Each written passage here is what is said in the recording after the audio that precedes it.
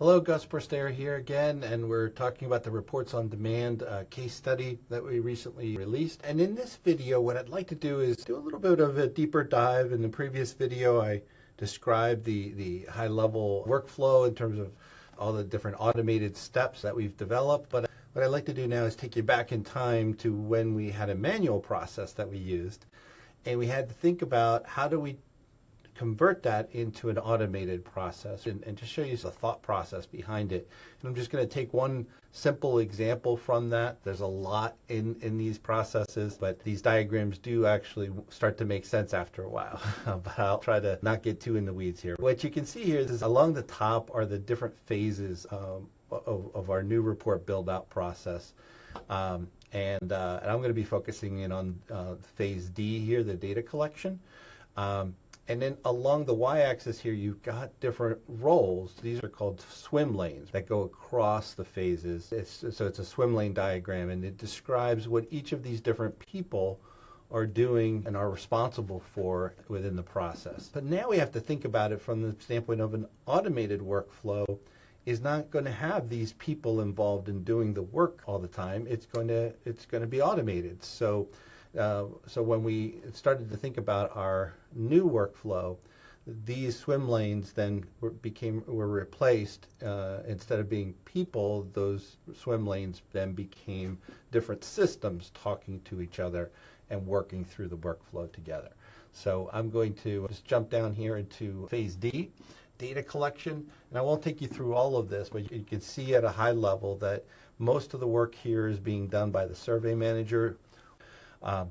And so there are different tasks involved here, but I'm just focusing on the first part of this. So under roster administration, so roster is the list of the 360 participants, manager, their name and email of their manager, name and email of their colleagues, name and email of their internal customers, their employees if they have them.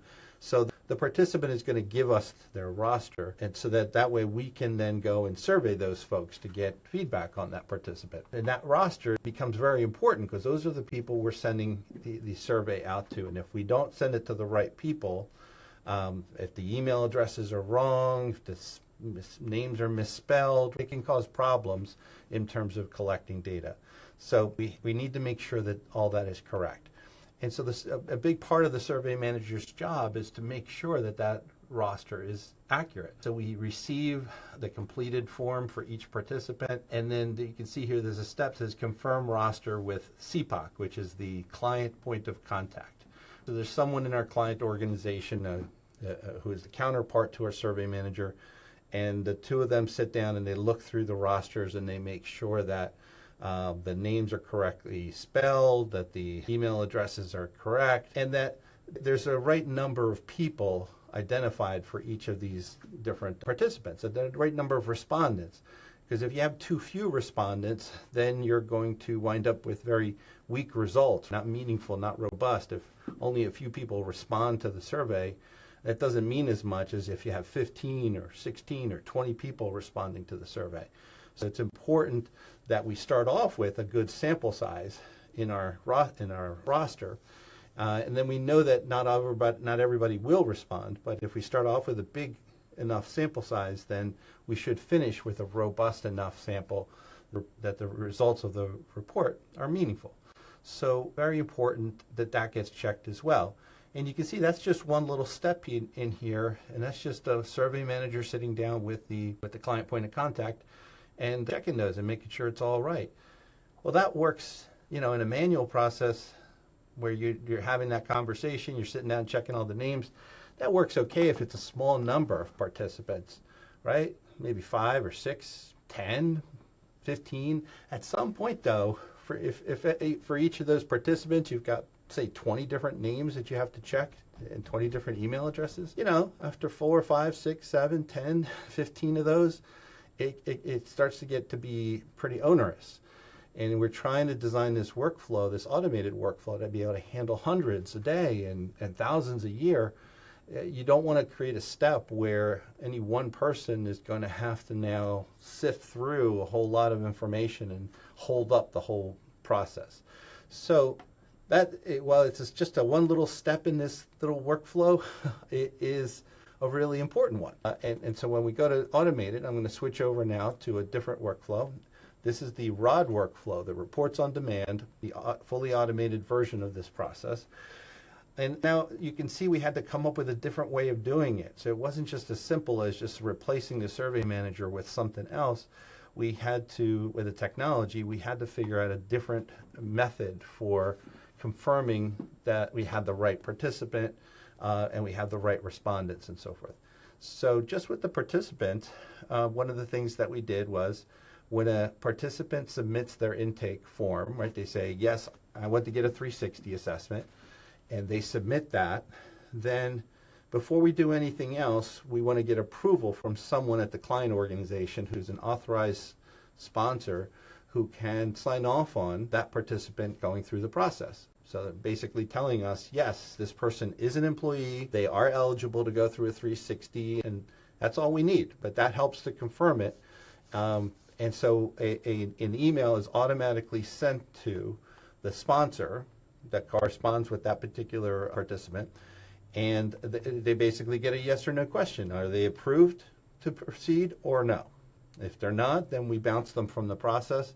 If they say yes, if the sponsor says yes, then they're approved, and we then automatically trigger the sending of a roster email to that participant. And you can see this is automated. So N8N is our automation layer. That's the system that's triggering events. And Alchemy is our survey management platform. And these two systems are talking to each other, exchanging information back and forth, and making decisions about how to proceed. So that now we know that that participant is legitimate, and there's no manual step where we're having to go check with anyone. The checking has been done automatically through this email with this yes or no approval. And so that's one way in which the processes are different, between the manual one and this automated one. And then just a little further down the road here, once we've received the rosters from the participant, we have a series of roster checks, 1, 2, and 3, with different criteria. Think of them as a series of tests. And if they don't pass the first test, then communications go back to the participant saying, hey, you need to do something to fix this roster, right? Maybe they didn't name any colleagues, or they only named one colleague. It's like, you need more than one colleague, right? You need to at least give us a few names of people you work with, because if you give us 4 or 5, not all of them, maybe we get 3, but 3 is decent. If you only give us one name and that person doesn't respond, you're not going to have any. And if you only get the one person, that's not very robust. So we do a quick check to see, are they giving us enough people, enough respondents in each of the different categories, and altogether is it a substantial enough number? And if it's not, we go back and ask them to correct that. And there are other criteria as well for things that we are checking for that a survey manager would manually check for.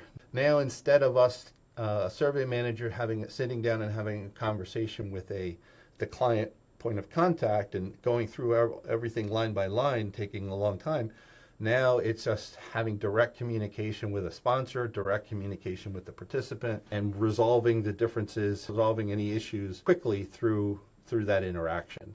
And so that's just an example of how we had to think differently as we were automating. So not a one-to-one relationship, not an exact, port over this task to a system.